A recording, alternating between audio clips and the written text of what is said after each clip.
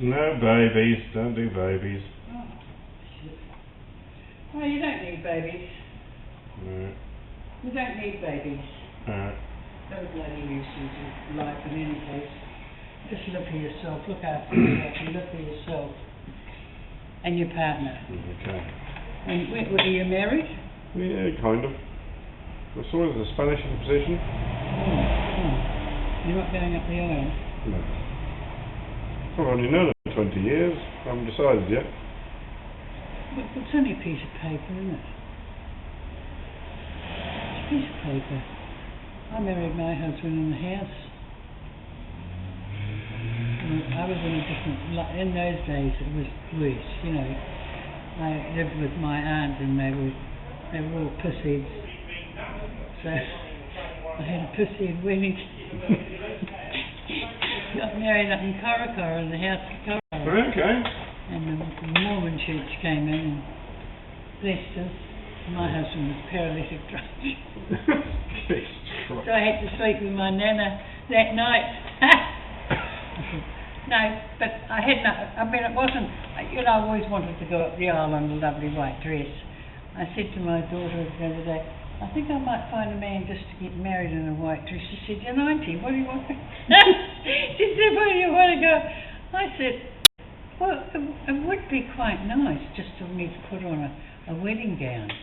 I got married in a taffeta, a shop taffeta, halter neck, you know the halter neck? No, I don't know. And from a second-hand shop. Oh, well, that... I think it cost, might have been $4. Okay. I got married in there. And they were all drunk, so it didn't make any difference. No. If you got married naked, they wouldn't have cared. Settle down, Shirley. Eh? Settle down. I'm not like Pixie. She got married twice and had humongous weddings. Did she? Yeah. I never had that luxury. I never had, and she had a good life, really. Good parents, you know. Okay.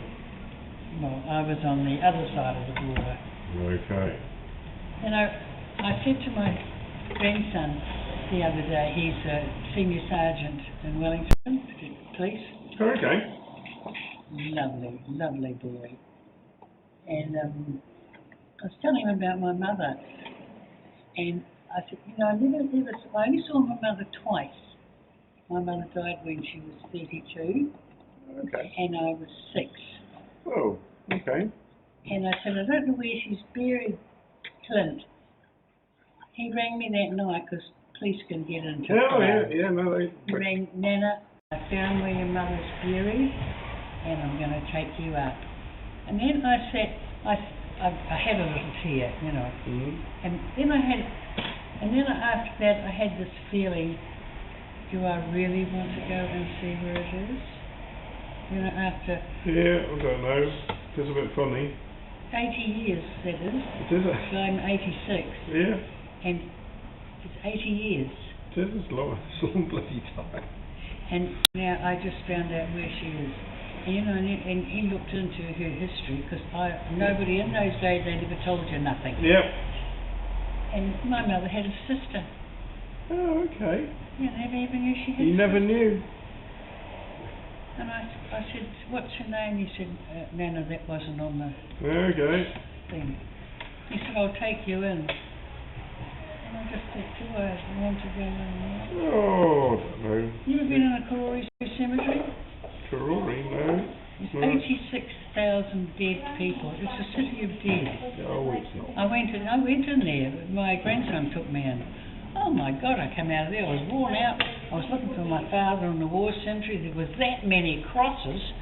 I said, Blaine, I can't stand this place. Let's get out. And old graves, you know, old in the 1880s. Oh, I quite like cemeteries. Well, I used to go up there and sit with my granny when I was 12 when my granny died. I used to go up there and sit at night because I lived in Wellington, on Tory Street. Okay. I loved Wellington.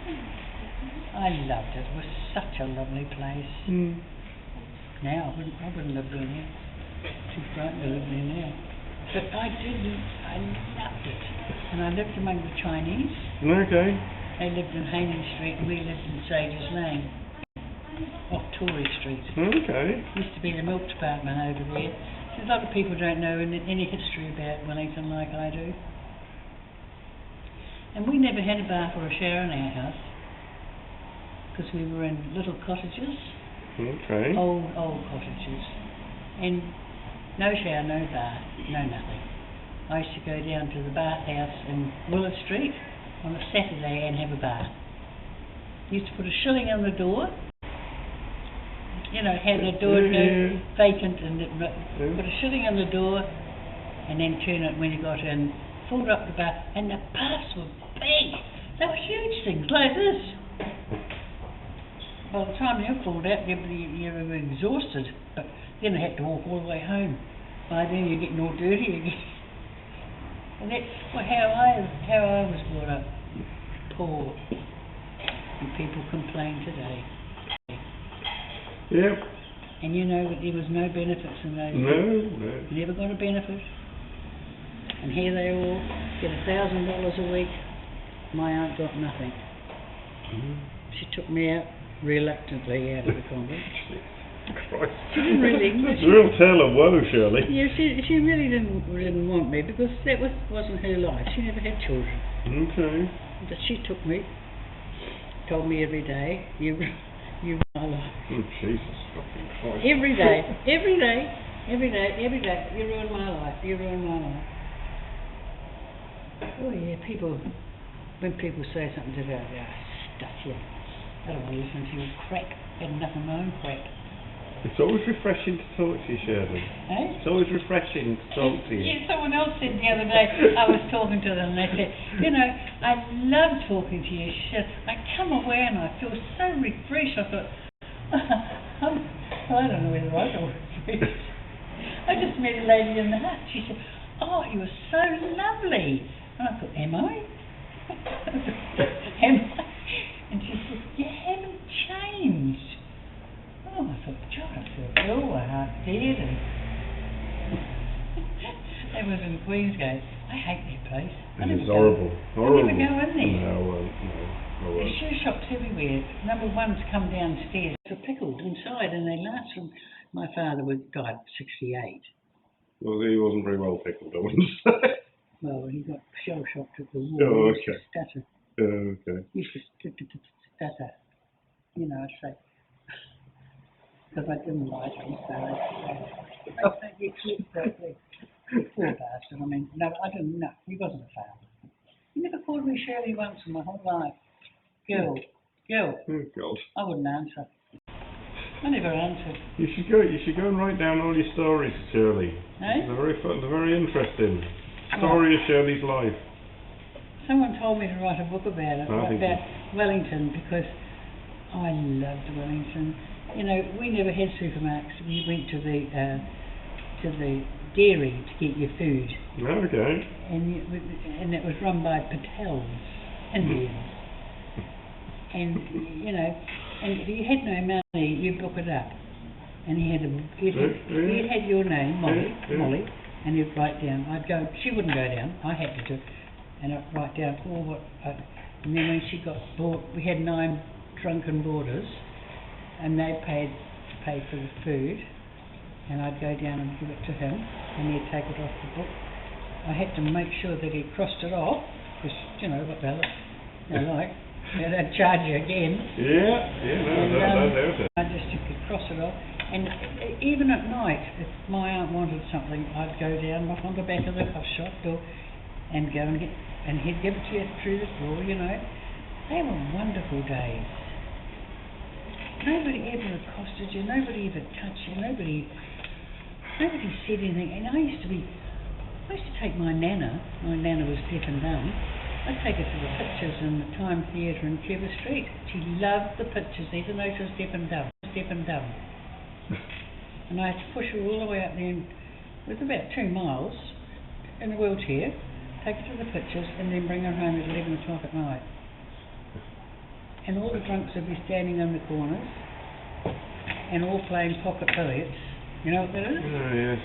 Jesus Christ, you're like a bloody walking, talking Dickens novel. They'd all be on the thing and I'd get get stuff, I'm going to tell my auntie on you. I don't know why I ever said that. I always said I'd tell Auntie Molly on you. And Auntie Molly was most to push my granny home. Auntie Molly and I put her to bed.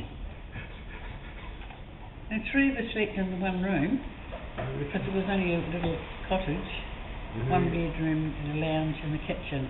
And Auntie Molly and I slept together, and my granny slept over there. Okay. People today want mansions. Yeah. Am I any different from anybody else? Oh, I don't. Yeah, I think you possibly are, Shirley. I think I'm unique. It's a word, it's a word. It is a word, you're right.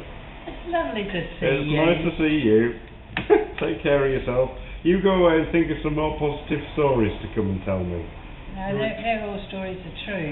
No. I mean, there must be some positive happy ones. I can tell you about when we went to Gisborne on the farm. Oh, that was, I know I was 20. Hang on, I'm not sure this will be X-rated. I'm not sure I want to hear this. That was awful.